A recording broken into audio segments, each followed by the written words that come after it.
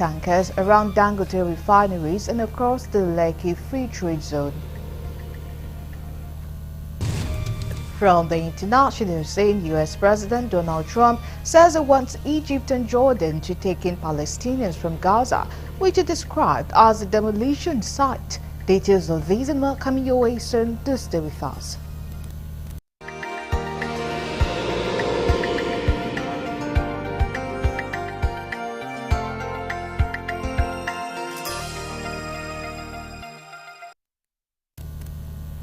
Many thanks for joining us at this time. Now, details of the news. Tragedy struck in Enugu as a petrol-laden tanker exploded along the Ungoyama section of the Enugu-Onitsha Expressway, killing an undisclosed number of persons, including children. The explosion, which caused widespread panic, affected another petrol tanker and razed 6 other vehicles. It was not clear how the incident happened, but eyewitnesses' accounts revealed that the explosion occurred when a fuel-laden tanker fell while navigating down the Ili-Bizi Expressway. They described the blast as devastating, saying the fire also got another truck behind it, leading to the escalation of the fire. Rescue efforts were hindered by the intensity of the fire, making it difficult for passersby to access the scene. The victims, who were reportedly burnt beyond recognition, are believed to be occupants of the vehicles caught in the inferno. It was gathered that some of the victims were attempting to run away from the scene when they were caught by the fire.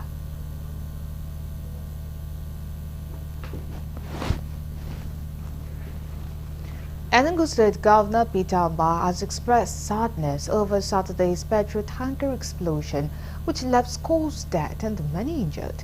The governor made this known during an on-the-spot assessment at the accident scene, where several vehicles were burnt with dead bodies trapped in cars and littered everywhere. Correspondent Dele Fasson has more in this report. The visit of the Enugu State Governor Peter Mba to the accident scene alongside the sector commander of the Federal Road Safety Car is coming less than 24 hours after the accident, which claimed many lives that are yet to be accounted for. Speaking at the accident scene, Governor Mba described it as a tragedy. This is a major tragedy. It is so tragic.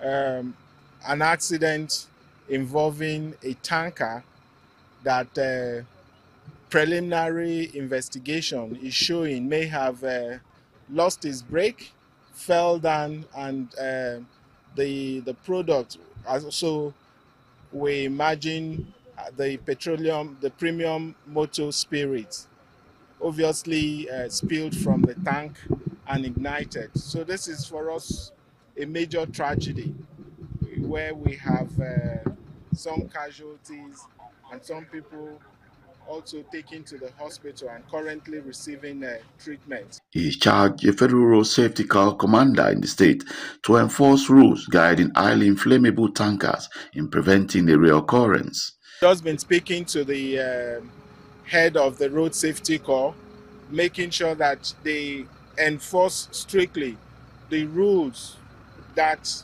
prohibit tanker drivers on the road without an anti-spill lock. The tanker drivers or those driving tanker with premium or inflammable material must have an anti-spill lock so that when these trucks fall down, they don't spill.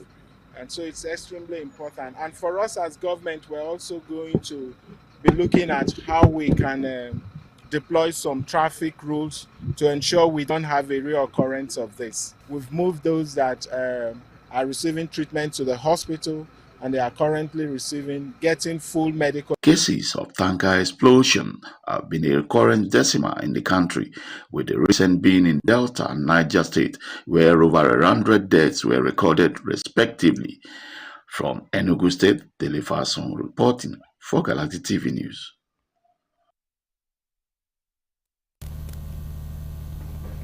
And still on that story, the Southeast Senate caucus on Sunday expressed shock over the multiple deaths caused by the falling petrol tanker in Ugonyama in Enugu State. The caucus, which also expressed sadness over similar occurrence in Niger State last weekend, said through a statement by its leader, Senator Naya Baribe, on Sunday in Abuja, that the unfortunate incident has become one too many.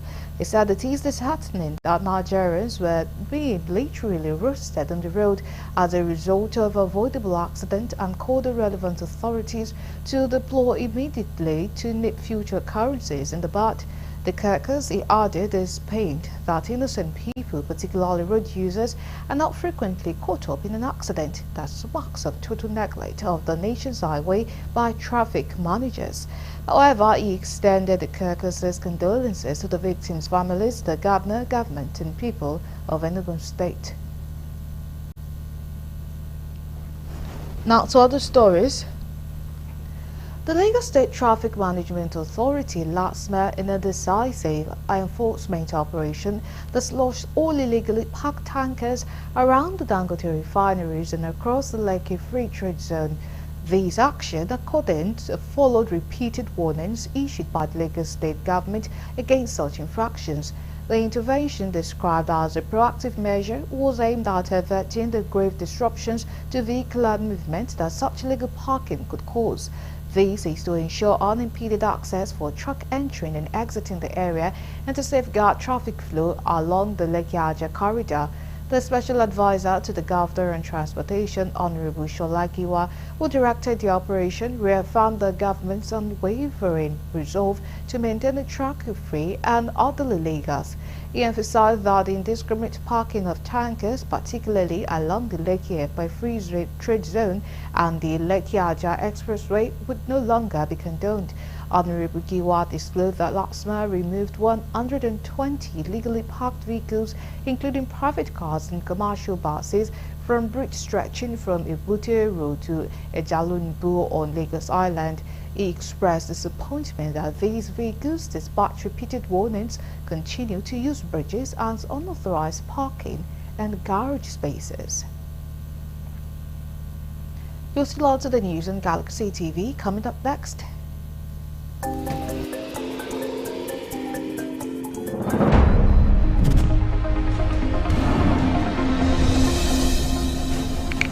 And the earlier operatives intercept shipment of cannabis concealed in a duvet are destined for the United Kingdom. It is of that.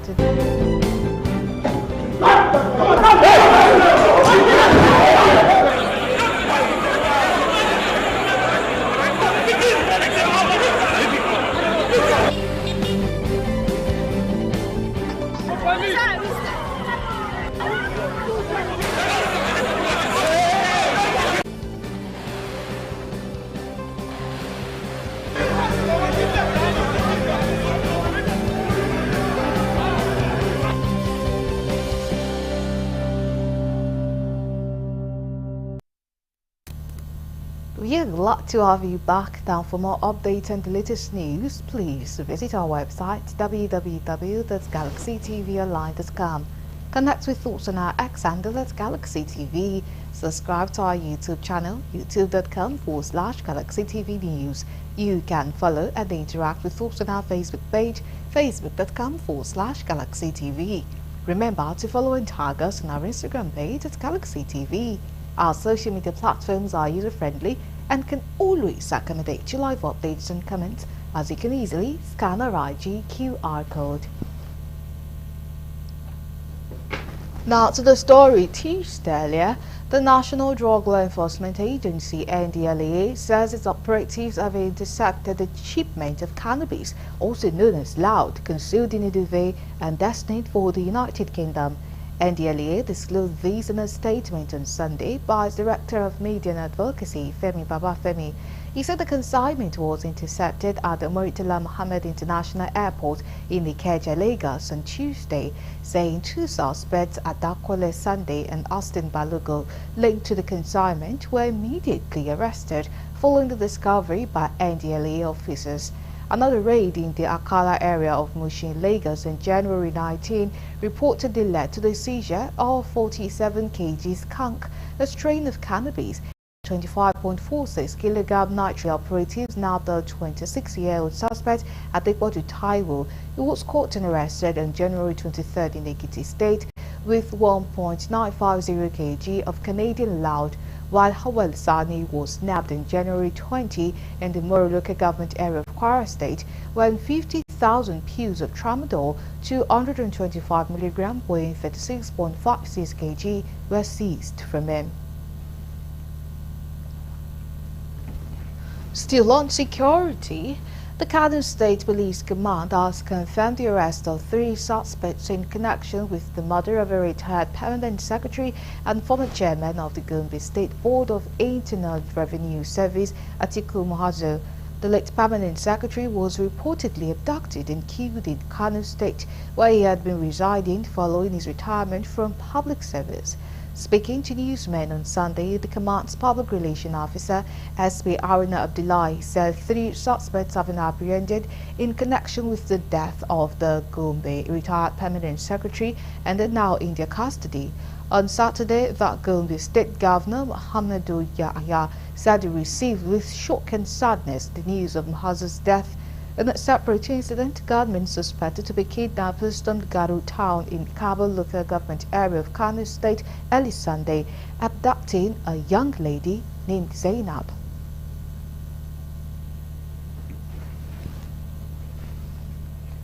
The coalition of northern group CNG has commended the Nigerian security agencies for their recent successes against bandits and terrorists, bringing relief to communities in the north. In a statement by National Coordinator Jamilu Sharanchi, CNG praised the sustained military operation Faz and Yama, which neutralized terrorist elements in Alawa Forest, Shirero local government area of Niger State.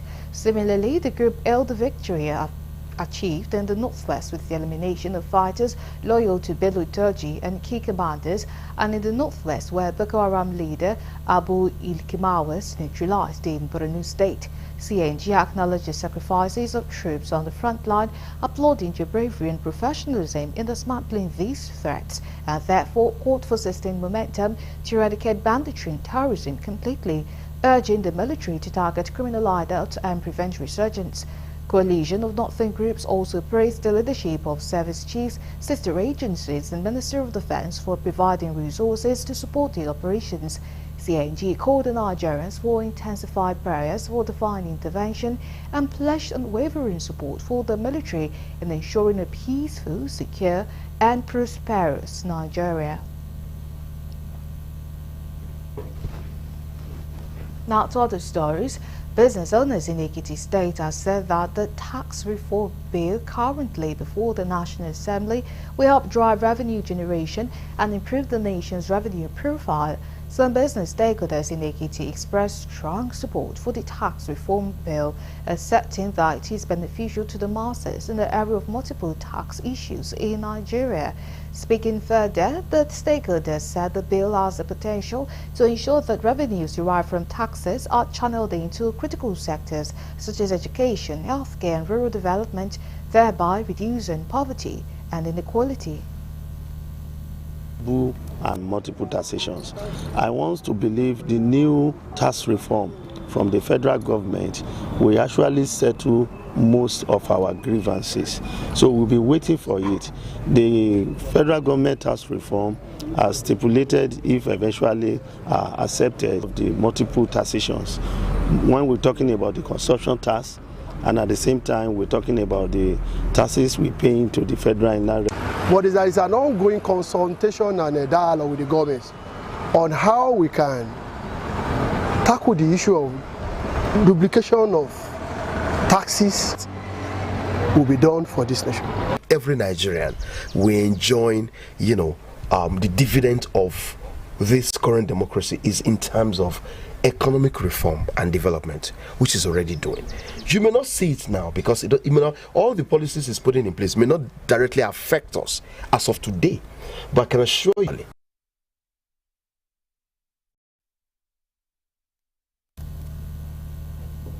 Now to South Nigeria, the Edo State government has assured of its readiness in tackling all forms of illegal migration among youth in the state. These were the words of the coordinator office of the Edo First Lady on illegal migration when she received the delegation of the European Union and President of the Mete Africa at the Government House in Benin City. Welcoming the delegation, she highlighted the importance of collaboration to check illegal migration. On his part, the President of Mate Africa, Dr. Alberto Silala, and popular Nigerian artist Daddy Shoki stressed on the importance of the Italian-based organization. They don't migrate illegally. We want you to migrate legally. We want you to be able to, let people know that Edo State has something to export to the other parts of the world. And you coming in, it's a good boost for that. I would like to assure you that we'll give you all the necessary cooperation that you would need.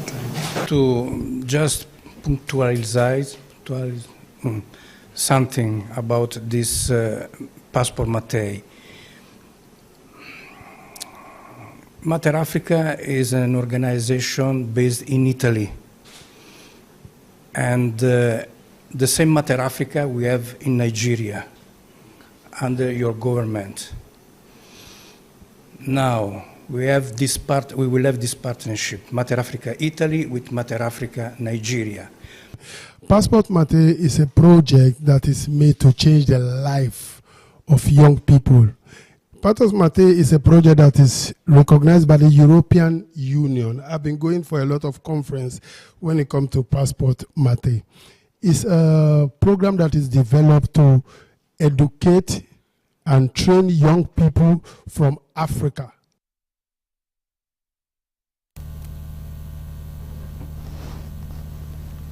Kaduna State Government says the National Youth Service Corps NYSC has been a transformative initiative to youth owing to the positive impact they are making in communities. Governor Asani made the remark at the opening ceremony of the 2024 Batch C/2 orientation course held at the temporary camp in Kaduna. The governor was represented by his Commissioner of Environment and Natural Resources, Abubakar Buba, who urged CUP members to see the orientation exercise as a gateway to achieving self-discovery and leadership skills. Also speaking at the ceremony, Kaduna State Coordinator NYC Hassan Mahmood Taura implored CUP members to take the orientation exercise serious as it is designed to empower and broaden their perspective. Highlight of the ceremony included the donation of safety flags by corps members of the NYC Road Safety Club to the state governor to aid crossing for children in schools situated along the road. We have been collaborating with them. The corps members that are serving in those offices, at the same time we do have community development service club, we call it Road Safety Club.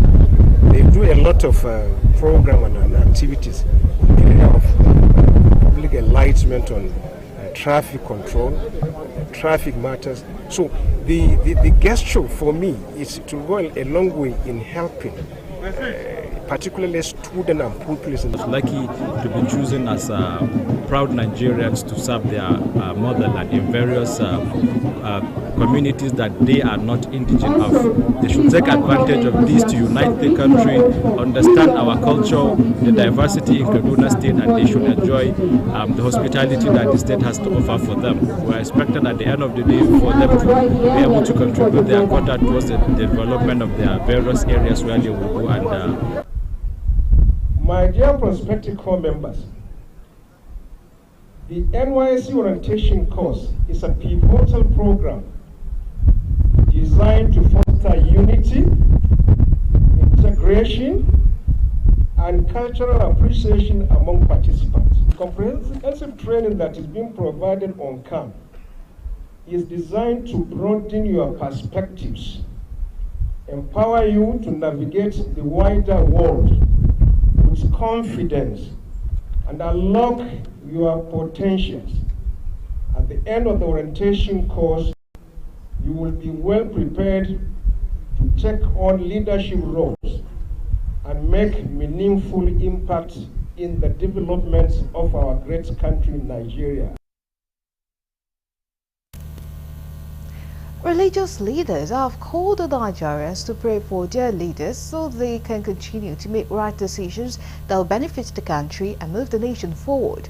This was disclosed in a press conference by the Charismatic Bishop Conference of Nigeria in Kaduna in preparation for their upcoming 11th annual prenuptial. Secretary CBNC called on Nigerians to support President Bola Tinubu's led administration to help end insurgency, poverty and hunger in the country. On his part, the Northern Coordinator CBNC Archbishop James Francis says Nigerians are hopeful for better days, which will be calling on government to look out the cry of its citizens. Challenges, of course, but what we usually do as the body, of believers, is that we believe that there would be better days. And we want to encourage the government that in spite of all the challenges we have, that they are taking the right steps, they're making the right policies. Now, quite frankly, from the inception of this administration, the policy of a removal of subsidy. He has applauded the government, and our call to the government is that they should continue the good work. And they should look at the cry of the people, as they have always done. We have recorded tremendous achievements, especially that has to do with the church, carrying the church along. The Ogun State government is calling on residents of the state to join hands with in bringing to its barrier to minimum the influx and saturation of China-made adire in the market. Commissioner for Culture in the state made this known while speaking with Galaxy TV News at the grand finale of the 2025 Adire Cultural Day celebration held in Abeokuta, the Ogun State capital. He said adire has remained the cultural identity for the Egbas that must be sustained. On that part, the cultural enthusiasts said Nigerians must desist from patronizing made in China adire. Promoting adire of Ogun State has great advantage for the state and Nigeria at large. It's assisting to promote the cultural heritage that is synonymous to Egba, which is known as adire, adi, are, and this is a fabric that is unique in color, unique in design, unique by Egbas. There cannot be a seller without a buyer. And I want to encourage them that they need to help us. So what I think we should do is to make sure the adulterated adire is no longer in our market. Once it is no longer here, I'm very sure it's going to die a natural death. So we are doing so much of enlightenment. We are creating awareness to our people to make sure that they no longer buy the adulterated adire and put on their shelves.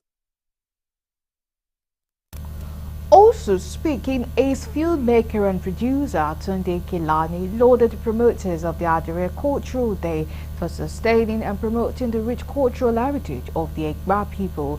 He commended the traders who have passed on the age-long tradition to their children, who has since continued to blaze the trail in the Adire business. I'm particularly happy at the Adire Festival 2025 because as you can see that our mothers and fathers who started the business are passing it on to the young generation. The success of this Adire Festival has been the fusion of the youth into the business, and they have been planning, promoting. In fact, the elders have put them forward, and you can feel the presence of the youth on this festival. So this is a good, it's a hope for the future. I am of the fourth generation of Adire making in my family. And the saturation of the China-made adire in our market is sending a signal that the adire fabric is going into extinction. So I dedicated that award to the youth, just to encourage them, just to make sure we keep producing original adire, and we should be hopeful that the future is very bright and better for us. I am of the third generation in my family. Adire is a generational wealth. It's a generational business that can generate a generational wealth.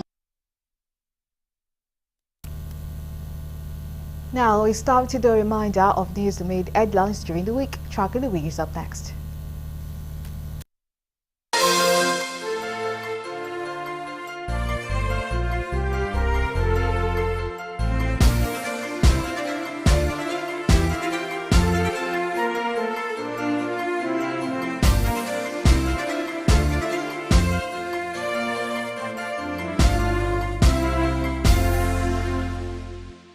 Hello and welcome to Tracking the Week. On Monday, the House of Representatives Committee on National Security and Intelligence urged President Bola Ahmed Tinubu to increase budgets of all outstanding 2024 budget funds. During the budget defense session, Committee Chairman Honorable Ahmed Satomi stressed that timely and adequate funding is vital for national security. Honorable Satomi also raised concerns about the underfunding of the intelligence subsector, which received 500 capital expenditure, 107.96 billion naira for overheads and 212.51 billion naira for personal expenses. He also noted that agencies like the National Center for Counter-Terrorism, the National Institute for Security Studies, and the National Center for the Control of Small Arms and Light Weapons have not received any capital release. Advisor Mohammed Danjuma acknowledged the constraints of the envelope system of budgeting, but emphasized the proposed budget focus on fostering collaboration, upgrading infrastructure, and enhancing personnel skills to address emerging security challenges. Still on Monday, the Economic and Financial Crimes Commission (EFCC) arraigned the former Managing Director of Asset Management Corporation of Nigeria (AMCON), Ahmed Kuru, 4 orders for allegedly defrauding Arik Airline 76 billion naira and $31.5 million respectively. Other defendants are former receiver manager of Arik Airline Limited, Kamilu Omokide, Chief Executive Officer of the airline, Captain Roy Ilegbudu, and Super Bravo Limited. The defendants were arraigned on a 6-count charge bordering on theft, abuse of office, and stealing by dishonestly taking the property of another. The defendant, however, pleaded not guilty following the arraignment. The defense counsel to the first and third defendants, Professor Taiwo Osipiton, informed the court of a motion for bail application dated November 28, 2024 and November 29, 2024 for the 2 defendants. Osipiton argued that the defendants be granted bail on liberal terms, which the prosecuting counsel, Wahab Shitu San, prayed for the rejection. On Tuesday, President Bola Ahmed Tinubu held a crucial meeting with leaders of Ogoni people at the Presidential Villa Abuja. Governor of Rivers State, Siminalayi Fubara, traditional rulers, clergy, Wike, Senator Magnus Abe, Senator Lee Meba, and others. Those attended on the side of government and National Security Advisor Nuhu Ribadu, Chief of Staff to the President Femi Gbajabiamila, Minister of Information and National Orientation Idris Mohammed, Minister of Regional Development Abubakar Momo, Minister of Environment Balarabe Abbas, Group Chief Executive Officer of the Nigerian National Petroleum Company Limited (NNPCL) Mele Kyari, the Director General of the Department of State Service Tosin Ajayi. Correspondent in Abuja report that the major agenda of the meeting was the planned resumption of all exploration activities in Ogoni land and the state of the cleanup exercise in a devastated Ogoni environment. Still on Tuesday, Minister of Communication, Innovation and Digital Economy Tijani Bosun attributed the recent 50% increase in telecommunications tariffs to global inflation and rising operational cost. Just yesterday, the stakeholders meeting in the communication sector approved a 50% tariff increment on calls and data. Correspondent Kulujo reports that the minister, while appearing before the Joint Committee on Communication, added that the decision aligns with broader economic patterns where tariffs can lead to higher consumer prices due to the added cost on imported goods. Speaking to journalists moments after defending his ministry budget of 12 billion naira for 2025, Boson stated that 50% adjustment aligns with broader economic trends. According to the minister, historically, tariffs act as a sales tax, causing a one-off price increase rather than sustain inflation. He further explained that the federal government of Nigeria is planning to invest 6 billion naira to deploy 90,000 kilometers of fiber optic cable, expanding the country's capacity from 35,000 kilometers to 125,000 kilometers. On Wednesday, Vice President Kashim Shettima joined other world leaders to push for the full implementation of the African Continental Free Trade Area with a target to boost Africa's economy to $29 trillion by 2050. He restated Nigeria's readiness to spearhead the AfCFTA and take advantage of the market potential of the sector for digital transformation and economic integration of the African continent, just as the president of the World Economic Forum, Borge Brende, pointed out the transformative potential of the AfCFTA, projecting that its full implementation could boost Africa's economy to $29 trillion by 2050. Senator Shettima and the global leaders declared their nation's position on Wednesday during a forum of Friends of AfCFTA on the sidelines of the ongoing 2025 annual meeting of the World Economic Forum in Davos, Switzerland. The Vice President, while addressing the forum, tagged Forum Friends of AfCFTA, turning digital trade into a catalyst for growth in Africa, reaffirmed Nigeria's commitment to AfCFTA as a vehicle for shared prosperity. According to Vice President Shettima, Africa stands in a unique position to take advantage of global talent deficits, citing a Korn Ferry study that projects a global human talent shortage of more than 85 million people by 2030. Citing Africa's growing digital landscape, the Vice President said Nigeria's technological strength is propelling it into the knowledge age. Still on Wednesday, Beatrice Ekweremadu, wife of former Deputy Senate President Ike Ekweremadu, has been released from a United Kingdom prison and has subsequently returned to Nigeria. A reliable source confirmed her return on Tuesday, marking the end of a 6-year prison sentence for involvement in a porcelain organ harvesting case. Recall that Beatrice, her husband Ekweremadu, and medical doctor Obinna Obeta were convicted in the United Kingdom last year for conspiring to exploit a young Nigerian boy for organ harvesting. The boy, who had been hawking in Lagos, was allegedly lured to the UK under false pretenses to donate an organ for the couple's ailing daughter, Sophia. Following the trial, Ike Ekweremadu was sentenced to 10 years in prison, while Beatrice received a 6-year sentence despite citing health concerns during proceedings. Her return has reportedly sparked celebrations across Enugu State, where supporters and well-wishers were hopeful for the eventual release of her husband. Many had expressed solidarity with the Ekweremadu family, offering prayers for his return in the shortest possible time. The case remains one of the most. On Thursday, members of the Joint Senate and House Representatives Committee on Regional Development have queried the Minister of Regional Development, Abubakar Momo, for alleged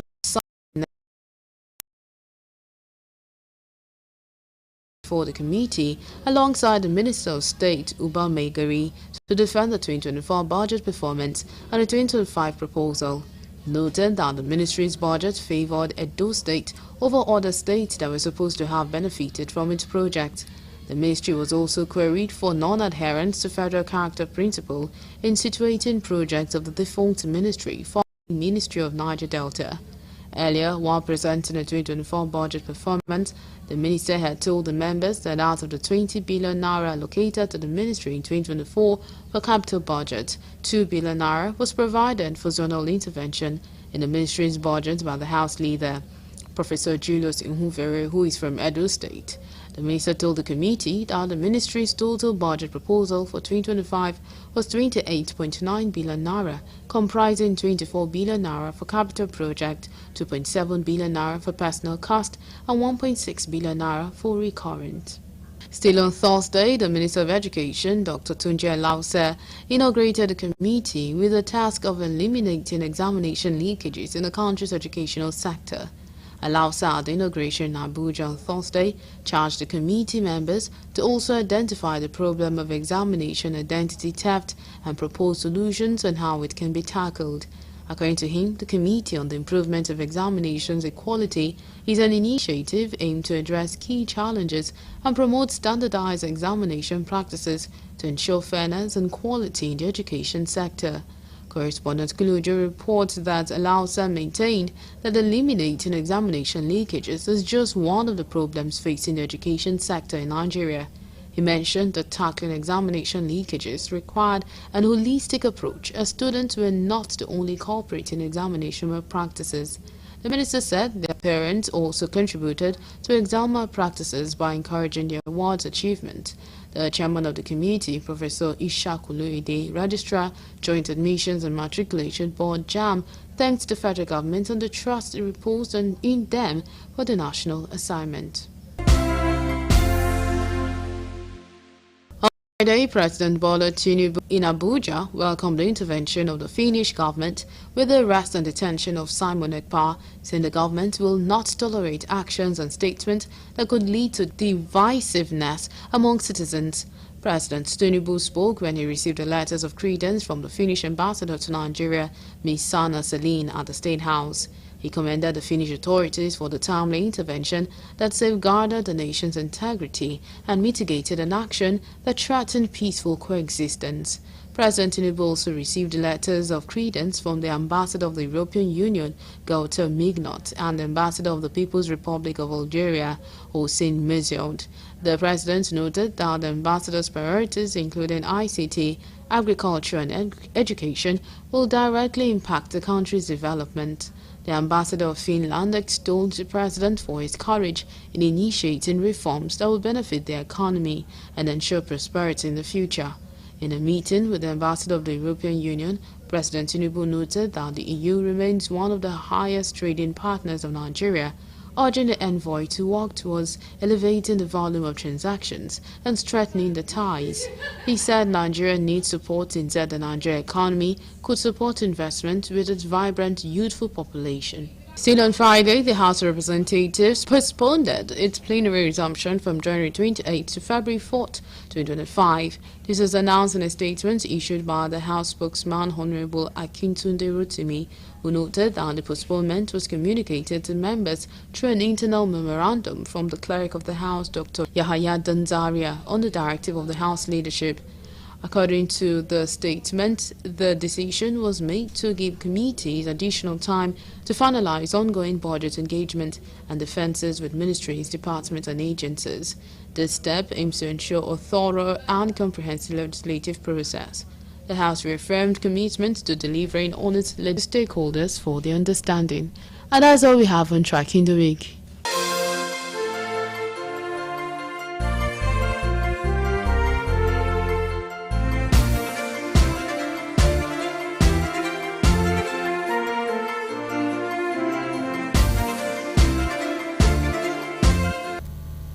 Now we move to the international desk for more news.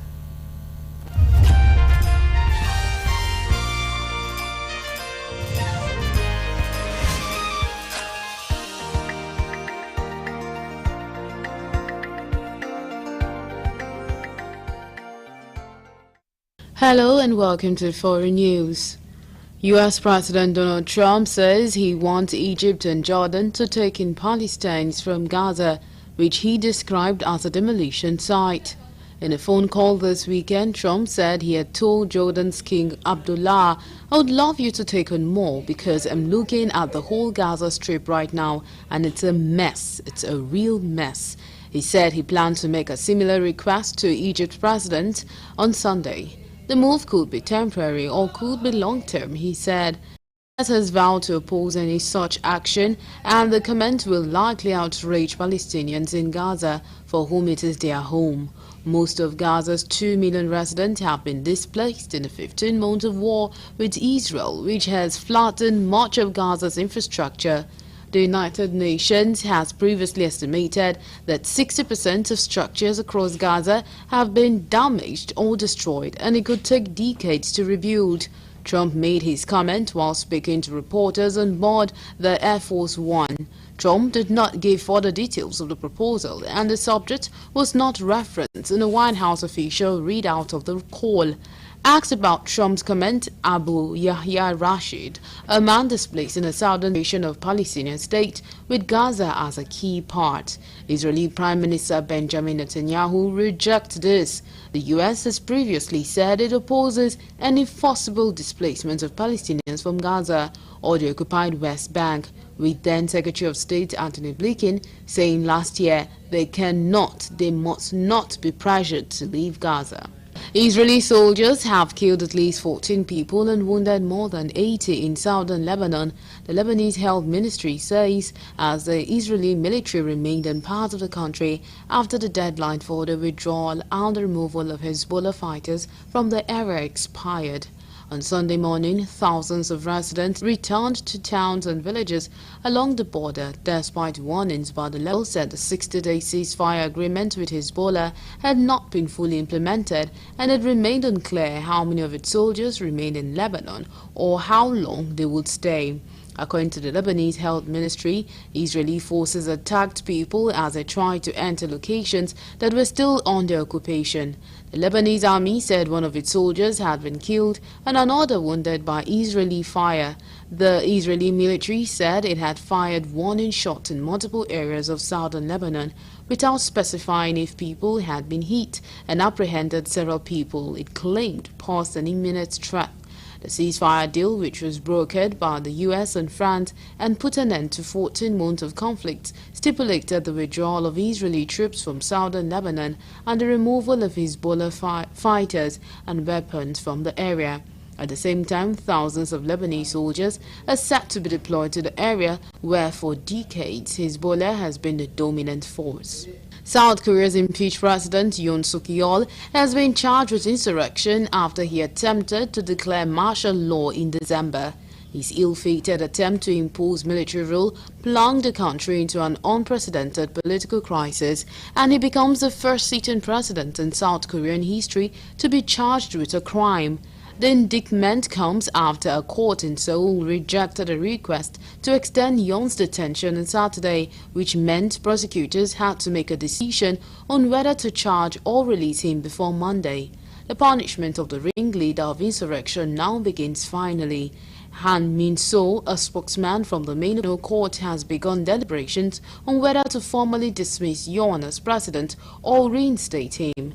The impeached president has largely refused to cooperate with the criminal investigation over the martial law declaration. Yoon is set to stand trial along with his former defense minister and senior military commanders who are accused of helping him plan and carry out the attempt to seize total power. In an unprecedented televised announcement on 3rd December, Yoon said he was invoking martial law to protect the country from anti-state forces that sympathize with North Korea. At the time, the embattled leader was in a deadlock over a budget bill dogged by corruption scandals, and several of his cabinet ministers were under investigation. The military announced all paramilitary activity was suspended and sought to impose controls on media outlets. The opposition's Democratic Party leader, Lee Jae-yong, urged people to protest at the National Assembly and asked his fellow lawmakers to immediately vote to repeal the order. Still on foreign news, tens of thousands of protesters have rallied outside Greece Parliament in Athens to demand justice for the victims of the country's worst railway disaster nearly 2 years ago. Sunday's demonstration, one of the biggest to be held in the capital in recent years, came days after released an audio recording suggesting that some of the 57 victims might have survived the collision but died in a fire of yet unknown origin that burned for more than an hour following the crash. Protests were also held in dozens of other cities in Greece and abroad, with participants rallying under the "I have no oxygen" slogan, which echoed the woman's last words in a call to emergency services. Attendees in Athens held banners reading "We won't forget," while chants of murderers, murderers reverberated around Syntagma Square. A judicial investigation is still in progress over the collision of a freight train and a passenger before midnight on February 28, 2023. The crash on a line linking Athens with Greece's second-largest city, Thessaloniki, triggered angry protests across the country, where it was seen as a result of widespread neglect of the railways after a decade-long financial crisis. 2 years later, the cause of death of many of the victims cover-up evidence. Rwanda-backed fighters closed in on eastern Congo's largest city of Goma on Sunday, forcing thousands of civilians to flee and grounding flights from the local airport as government forces battled to stop the rebels seizing the city. The M23 rebel movement has made rapid advances this month in Democratic Republic of Congo's mineral-rich but conflict-riven eastern borderlands, raising fears that the fighting could spill over into a regional war. The UN Security Council was due to meet a day earlier than planned on Sunday to discuss the crisis, diplomats said, after 4 UN peacekeepers from Malawi and Uruguay were killed a day earlier. 9 South Africans, including 2 from Congo's UN mission and 7 from a separate Southern African mission, were also killed, South African authorities said. 3 years into their current insurgency, the rebels, who the United Nations says received backing from neighboring Rwanda, now control more Congolese territory than ever before. Kigali denies support to the group. M23 fighters began moving on Goma, the capital of North Kivu province and home to about 1 million people earlier this week, and have vowed to seize the city. Gunfire and artillery fire could be heard on the city's outskirts from early on Sunday, leading to panic in some areas, residents said.